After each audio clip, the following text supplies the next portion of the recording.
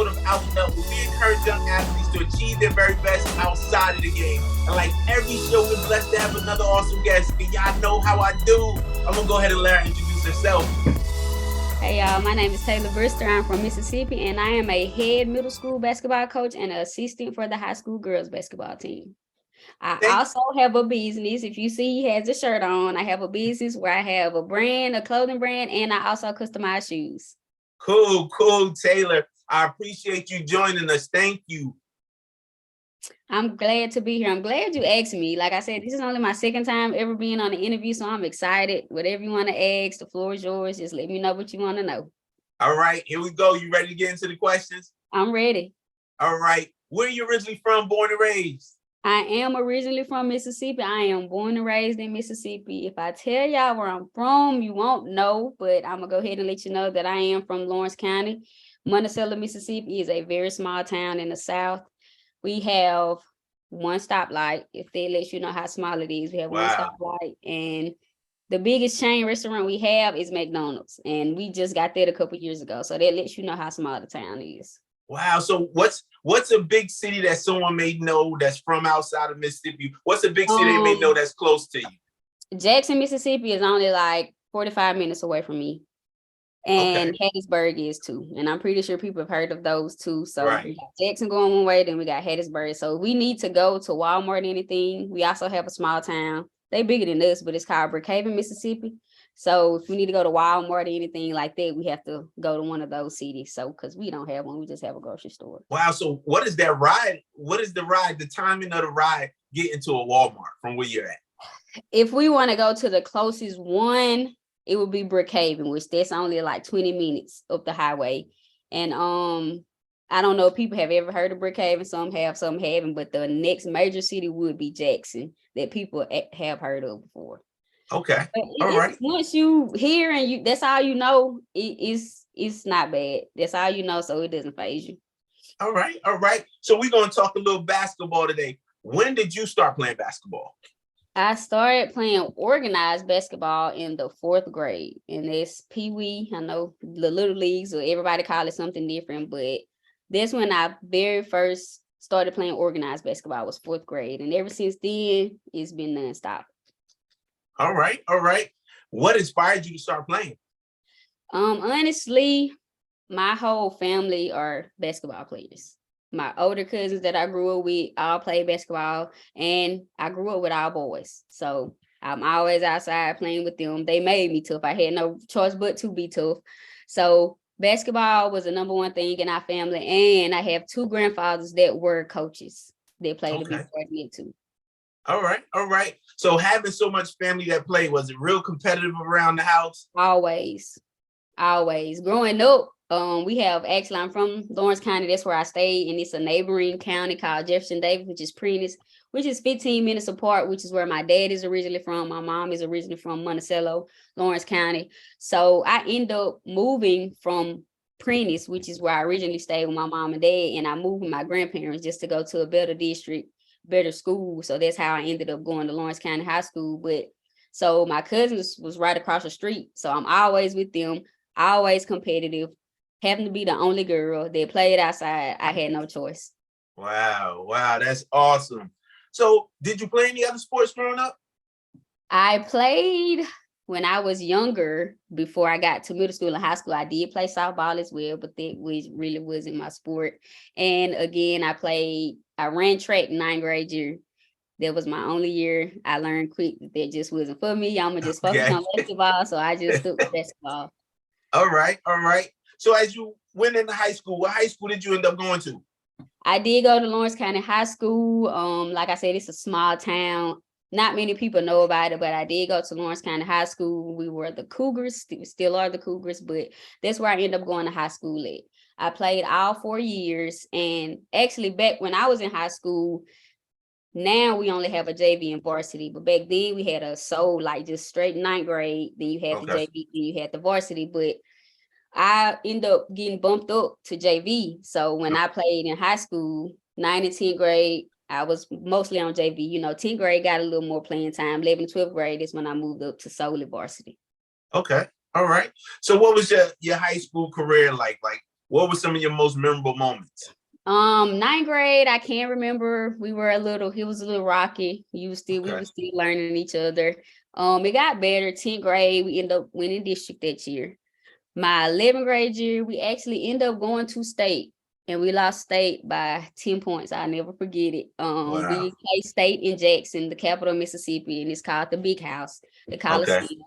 We had a run. We lost in the state championship by 10 points. And then my 12th grade year, I think we ended up losing in the second round of playoffs. Okay. But we did have a winning record every year, 10, 11, 12th grade. It got better every year. And I just playing at Lawrence County I got a lot of good memories as far as my teammates, my coaches. It was a positive environment.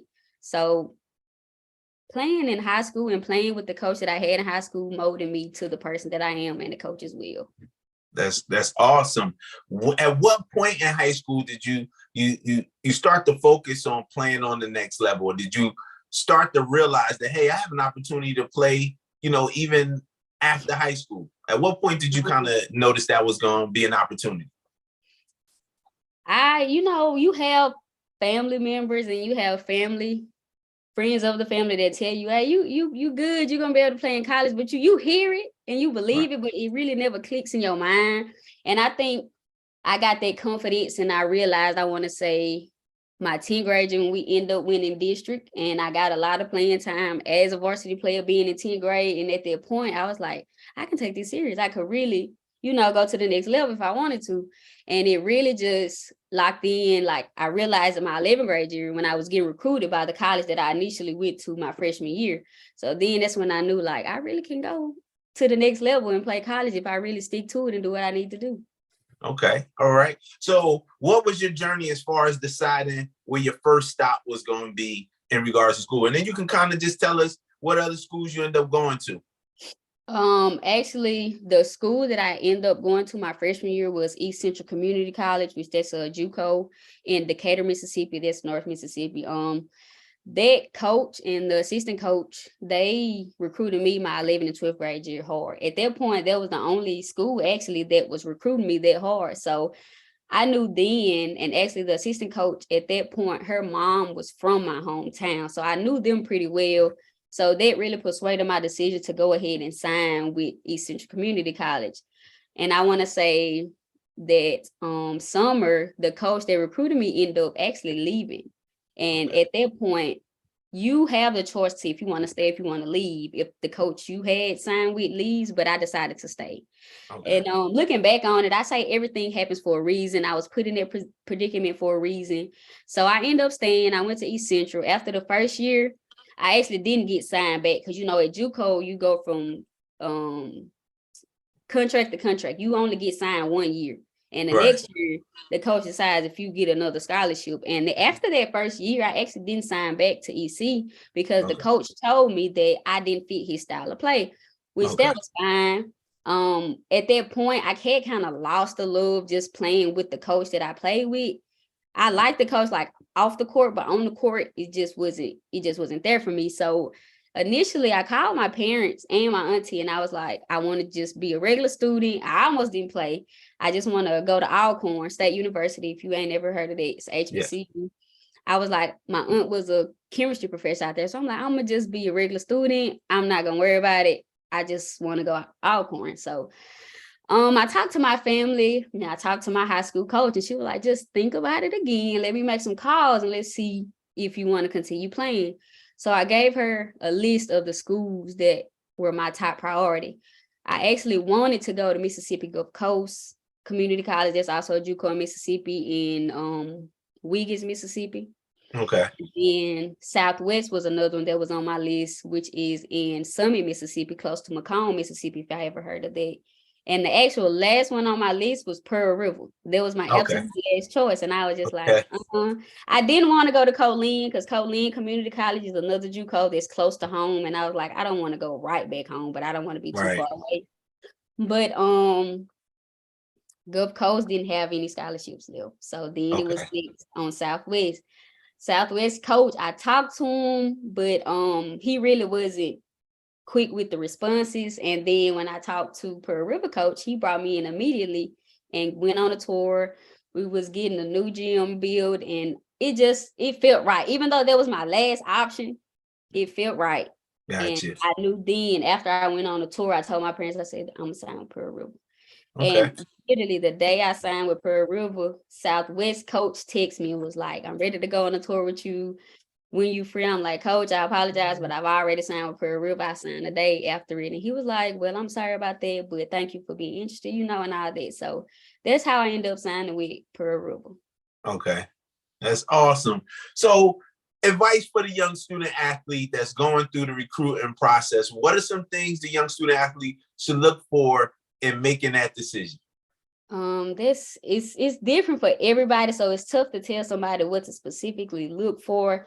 I know with me, you can't never tell how a coach really gonna be in the recruiting process, because when you get recruited, it's gonna be all glitter and gold at that point, because you gonna feel wanted, you're gonna feel like they might tell you some stuff like, oh yeah, but you got at the same time, you got to understand and realize that at that point they tell you that because they want you there. And obviously they're not going to recruit you if they don't see anything that they could use, if they don't see any potential. But I just feel like everybody should go in with an open mind. Just know it's other players that's been there that know what they're doing. The coach knows them, you knew, but just specifically look out for like I say, it's hard to tell you specifically what to look for, but I know with me, it was just a feeling with me. Like I knew I wanted to play for this coach. Like you can tell if you really want to play for a coach as well. Right. And I think that was the biggest thing for me, just the way that he talked, just the way that he told me he ran his program. I was used to being disciplined, like coming from the high school program and the JUCO that I was before, very disciplined team. And I just say, I want to look for a coach that walks a straight line. Because if the coach don't walk a straight line, that means the team get to do what they want to do. Is no discipline in the program. But if you got a coach that's gonna be hard on you, that's gonna be tough, that like, look, we got pre-workouts this time, schedule laid out. That's a big bonus for me, because I know like we discipline, we gonna do the right things, even when we don't want to do the right things, and the coach gonna make you work even when you don't want to work. And it's just, I just say look for a coach that know what they gonna do, that's on it, that walks a straight line. That's good. That's good. Good information. So let's talk about just those the years at the three different schools that you went to. Like what were some obstacles that you may have faced in that transition from high school, and then even from school to school? Were there some obstacles you may have faced that you had to kind of learn from? I think my biggest obstacle was one of them was coming from high school to college was the shot clock. Okay. That's a big thing. And I feel like they should add the shot clock to high schools around the globe. Gotcha. I honestly feel like, and even if they don't play after college, what's gonna hurt learning how to play under a shot clock?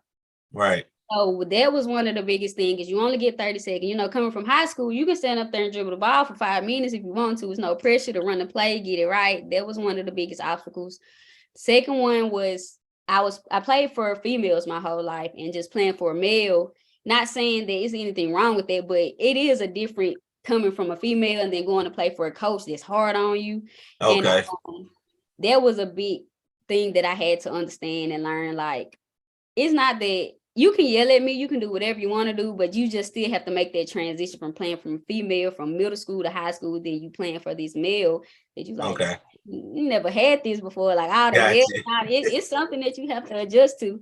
And just biggest thing is the last one was understanding that you ain't the best one on the court at all times. You have other people that's on your level or higher. So sometimes you just gonna have to outwork that next person. Gotcha. You can't always rely on your athletic ability to get you a starting spot, to get you more playing time. In high school, you probably could do that. But college is a different level. You gotta know you gotta outwork everybody. Even if you're not the best, if you outwork who you guarded, you will be on the court. Okay. And it's something that I had to learn, that it ain't gonna be given to me pretty much. You're gonna have to work for every minute you get on the court. That's good. That's good. How did you or give the advice to the young student athlete for how to manage the balance of being a student athlete? Just managing your academics along with just the workouts and all those things. What's some advice you give students in regards to that? When I first came, it was kind of like the same thing that people told me. It's kind of like a triangle. Right. Something like you're going to either have your social life and basketball, or you're going to have your social life and sleep. Like all three of them is not going to work. Some Okay. is not going to get the same energy that the other would get. And it's just not terrible.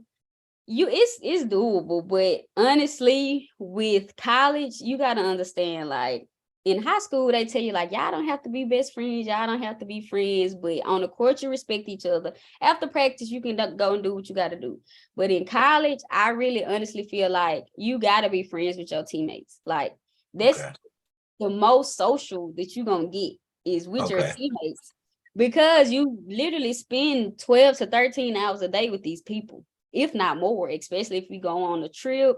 So it can be done, but honestly, in college, your teammates are going to be the social life. When it Okay. comes to sleep, you got to have sleep. I know it's hard, but those 6 a.m.s, pre-workouts, 5 a.m.s, preseason, you need to sleep. So the grades got to come first, because if you don't pass, you can't play in college. So that's a given. So honestly, the social life is going to suffer a little bit, but I mean, it's small to none, but it can work if you make it work. Gotcha. Gotcha. That's good. So we get through college, the whole college process.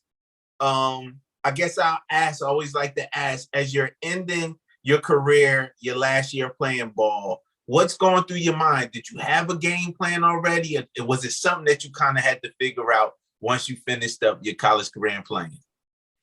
Honestly, initially, I wanted to go to school for physical therapy. That's what I initially wanted to go to school for. My first 2 years, I took classes for physical therapy, and that's what I did. And after I graduated from JUCO, I got a scholarship at William Carey. And honestly, I can't remember what it was, but when I got to William Carey, I ended up changing my major to recreation PE and health. And I can't tell you what made me do it, but when I did my last 2 years, I ended up changing it. So at that point, this kind of like the coaching path, the teacher path, which I still wasn't 100% sold on. This is what I want to do, but just something at that point told me to change my major, and that's what I did. And after my senior year, I kind of knew that I wanted to take a year off just to figure out what I really wanted to do. I wanted to take a year off to see if I want to go back to get my master's. I wanted to take a year off to see if it's really what I wanted to do with coaching. I was just trying to get a feel, and I'm gonna let the kids know it's okay to take a year off. Right. A lot of people say, oh, once you don't take a year off because it's hard to get back in it. It just depends on your work ethic and what you want to do. It wasn't hard for me to go back to school after I took that year off. So just follow your heart and do what you want to do when it comes to school. There's nothing wrong with taking a year off, semester off. Just make sure that's what you want to do and this was best for you. So after I took the year off, like I said, he told you that I have a business. And when I took that year off, it kind of just came about with my shoe customized and my t-shirt business.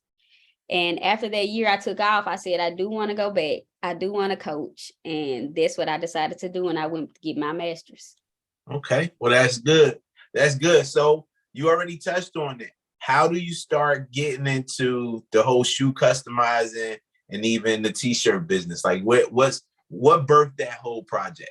The clothing came, I want to say like 2 years after I did the shoes. But what got me into the shoe customizing is growing up, I've always liked shoes. Like anytime I wanted something or my gifts, I always wanted shoes. I don't know. It was just in me. I always loved shoes. So I was always obsessed with shoes.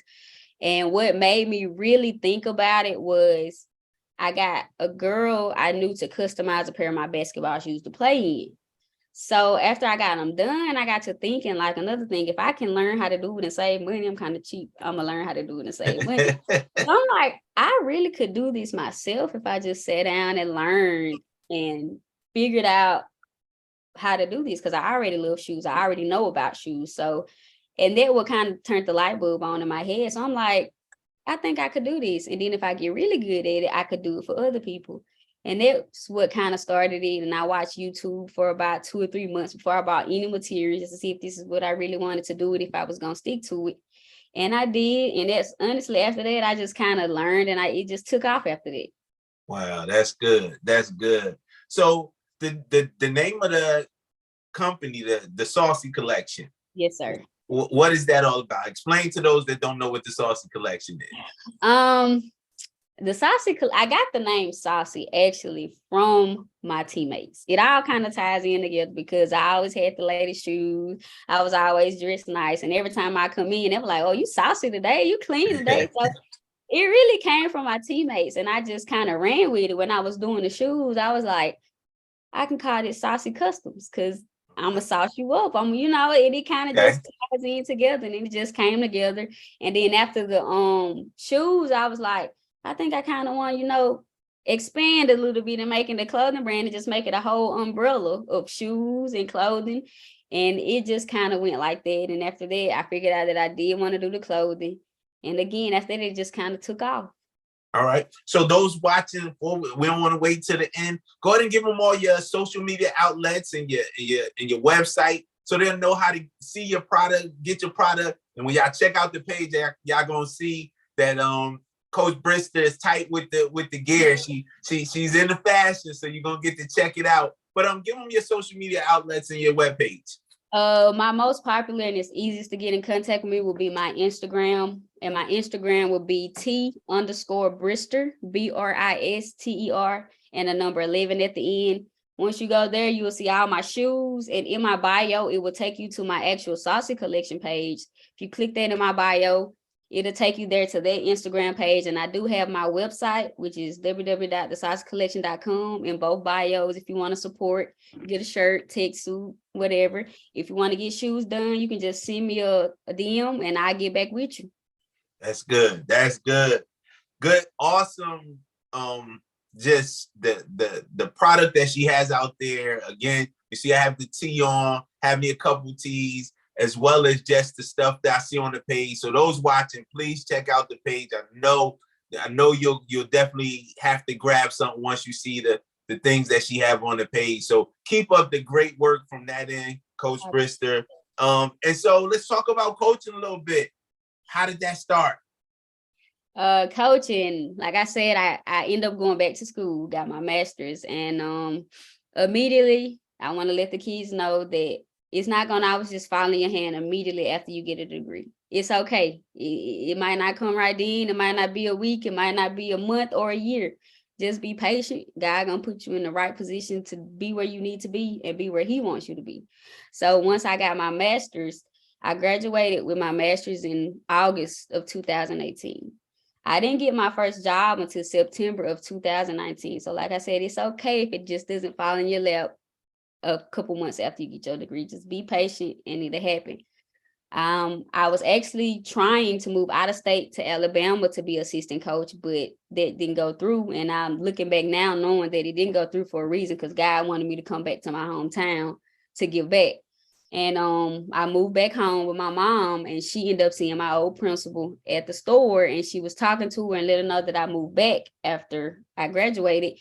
And at that point, they was looking for for a middle school coach for girls and boys. And she told my mom for me to come in for an interview. I went in for an interview and I got the job, and it was just kind of full circle. The exact school that I played middle school at, I'm now the head coach for girls and boys basketball. That's good. That's good. What does that feel like? I'm gonna let you say in your own words. I know it was 2020, right before things kind of shut down for COVID. And again, I had just transitioned from one career and started doing some public speaking. And I was able to go back to the elementary school that I graduated from way back when. And so I was able to go there and speak to some students there. So I know the feeling that it felt, being able to speak in the very place that you grew up in and you were able to attend and graduate from. What did it feel like going back to your school that you graduated from and being able to coach some young people? It was great, actually. Like, most of the teachers that I had when I was in school, most of them were still there. Wow. So it was all familiar faces for me, and everybody just welcomed me with open arms. Everybody was just so excited I was coming back, and they was telling all the kids how good I was in basketball. So it was a great transition for me. Like, it was just me going back home. Everybody just was happy to have me there. So much good energy. So that made my job that much easier. When you like going to work and you like your coworkers, it makes your job that much easier. That's good. So My first year, it was pretty good. My first year, I actually won a championship with my boys the very first year. I'm not sure I Wow. understand. Oh, I'm sorry, this is my Apple Watch. But I can't take much credit for that because the boys were phenomenal. Like they were on a level that you usually wouldn't see 8th grade and 7th grade boys on. So my first year, I actually did win a championship with my boys when I went back. And our season ends in December. So 2019, December, we won the championship. My girls had a pretty good season too, but we lost in the championship. And 2020 came. We went for spring break. They extended it for a week. Then they extended it for 2 weeks. And they extended it for 3 weeks. And then at that point, they was like, it got real bad. Right. At that point, we not coming back to school. So it was just like, I got my first season under my belt and that was it. I never seen them again because of COVID. So we won that, never went back to school. So we didn't go back to school again until August of 2020. COVID was still bad. So this is my second season at this point. So we go back, it's weird. It's like, it's so different, which I'm used to it now because that's all I knew when I started teaching. But for the other teachers, it's weird. And we're on this mixed schedule where kids was there Monday, Tuesday, Wednesday, we have to clean.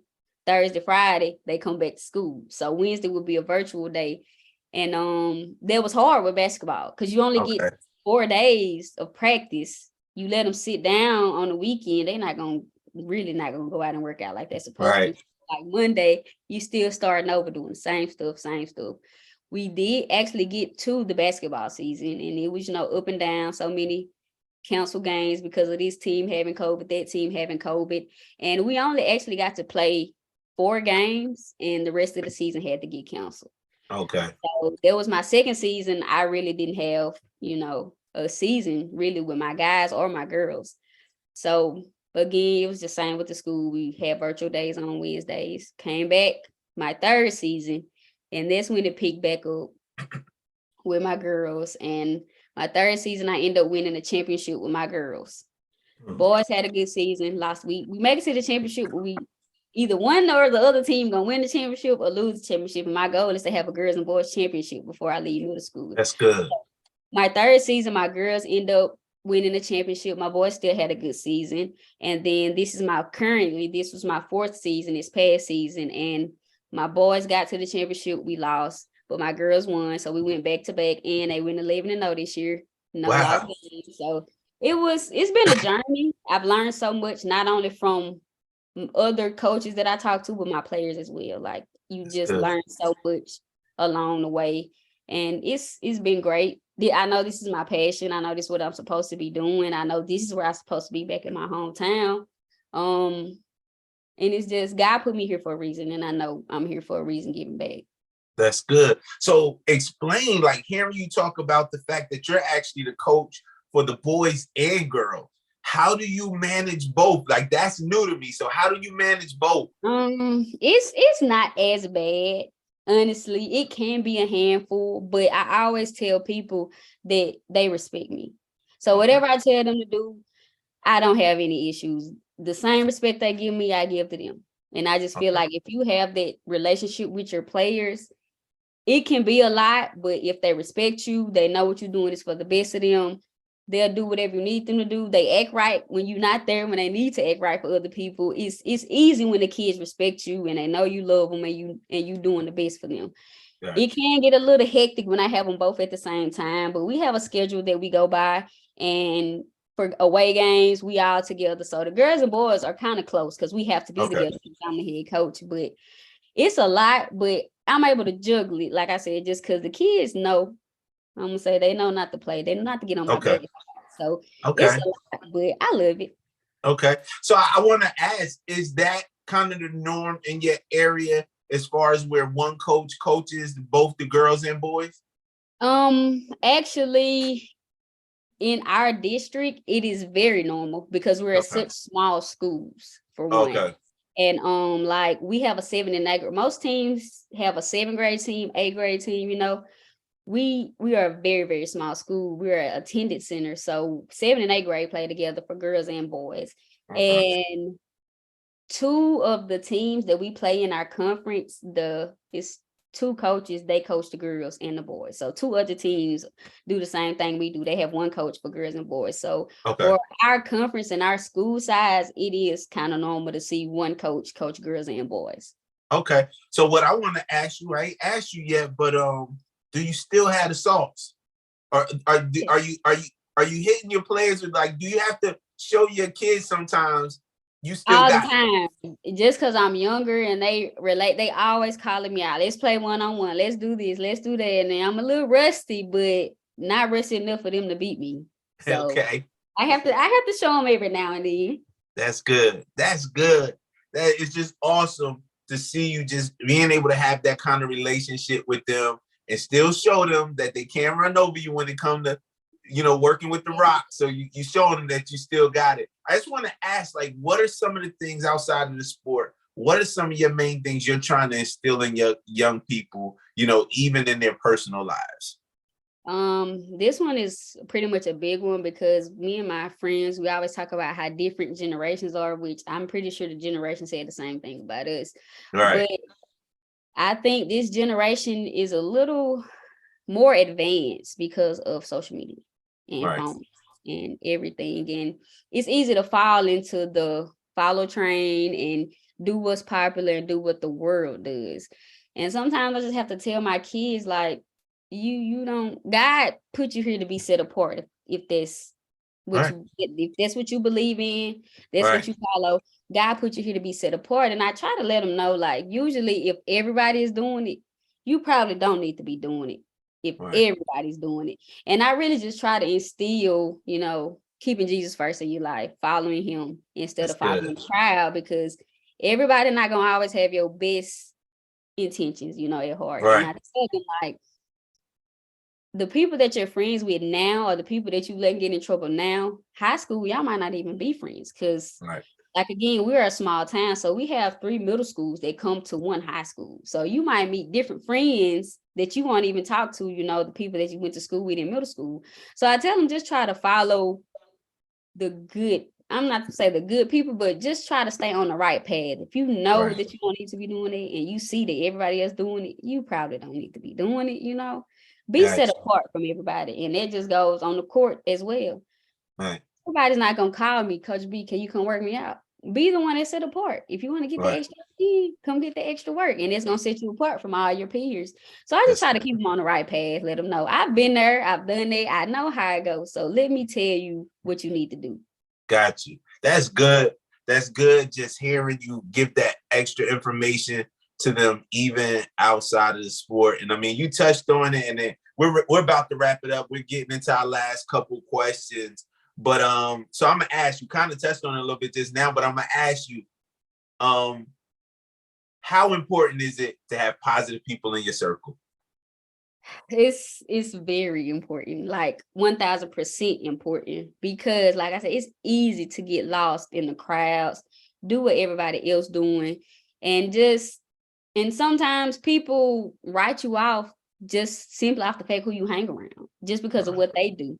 So you could be not doing what they doing, or you could be a good kid, but just because you around this person or that person or this crowd, you automatically, oh, she or he does the same thing they do. They not gonna do what they need to do, So I tell them, like, stay out the drama. Middle school, you have a lot of middle school drama. It's a lot of nonsense. So I try to tell them, and I have this open policy with my kids. Like, they know they can come to me about everything, anything. They like to do the he say, she say. I say, no, we're gonna name drop. We're gonna get to the middle of it, and we're gonna be mature. I make my kids talk it out. If it's girl drama or boy drama, ain't no he say, she say. We're gonna have a team meeting. We're gonna get together and we're gonna get to the bottom of it. Because I tell them, like, the same thing my coach told me.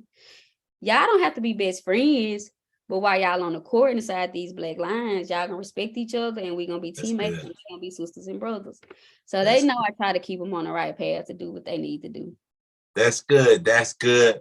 And so before we get into the last one, I'm just gonna piggyback off of what Coach Brister was just saying, just in regards to even, and you all know, if you watched the last couple seasons, more than once we've had guests. And again, it's not something we talk about normally ahead of time, but she just touched on it, even in her relationship as far as her faith. And I always tell you, like, if you don't have a foundation, you're bound to be pushed over, knocked over by the storms of life. And so again, she touched it. I mean, again, the outlet, again, you all know what the outlet is about, but we continue to have awesome guests that repeat the same thing, just in regards to having that faith. And her faith also, she talked about keeping Jesus first, but having that foundation, because life is going to throw a lot at you. And if you don't have a foundation, or the foundation that we both believe, like, it is so easy to be consumed by all the storms of life. And so I think it's awesome just to hear Coach Brister touch on that, and that she's instilling that in the young people that she's, imparting into. And so it's just awesome. I appreciate what you're doing there, Coach Brister. Continue the great work. And we're going to hit the last question. Who or what is it that inspires you in life? Like I said, both of my grandfathers were coaches. My dad's dad and my mom's dad were both coaches. And one was like a coach in Lawrence County, where I'm at now. And then the other one was in Prentice, which I told you was a neighboring county, which is right up the road. So, and they both touched many lives. Like, I still have people to this day stopping me, telling me, oh, your grandfather did this, your grandfather did that. It's in you to be a coach, because both of your grandfathers were great coaches. And that inspires me a lot. And of course, my family, but just knowing if I could touch half of the lives they touch, I know I'll be doing my job. That's good. That's good. So I want to ask you, those are my questions I always end with, but I do want to ask, like, what are some of your goals when it comes to your brand as well as coaching? What are some of your long-term goals? For my brand, I know one day I want to have my own shoe store where I sell like regular shoes, custom shoes. You can get a custom order, or my clothes. And I know that's one of my goals, that I want to have my own store one day. As far as coaching, right now, my goal is to become a head coach for a high school program. And if it's in God's plans for my life, eventually move to college and, keep going. Win a state championship as a head coach. Like I said, I went in high school, we lost. So I need a ring. Like, I'm itching for one. So that's another goal.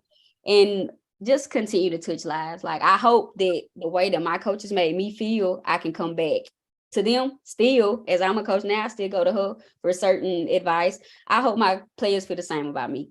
So I just want to touch lives and get a ring while I'm doing it. That's good. That's good. Well, Coach Brister, I believe God is definitely going to open those doors. So we're looking forward to hearing the awesome stories on what you've been able to do, whether it's on the high school or even going on into the college level as far as a coach. I think just once you continue to do what you're doing as a leader and really impacting the lives, I think we're locked and loaded for success, because God is going to honor that and he's going to bless that.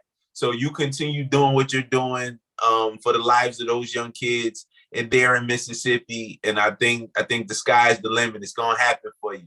So we're looking forward to seeing the things that you're going to do with the clothing line as well as coaching. Thanks again for joining us. Thank you for having me. I had a great time. I really appreciate you reaching out to have me on here, though. I really, really appreciate that. I appreciate you.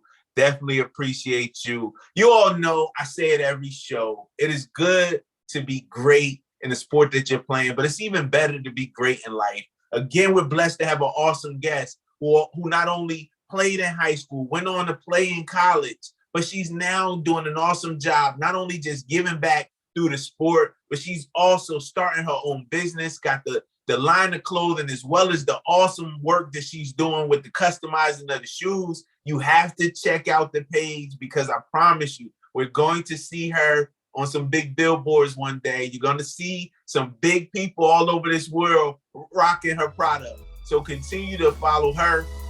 Continue to follow us on the show as we just continue to bring you awesome guests that are doing awesome things as we continue to go out and up. Thank you all for joining us again this episode, and we'll see you next one. Have a good one.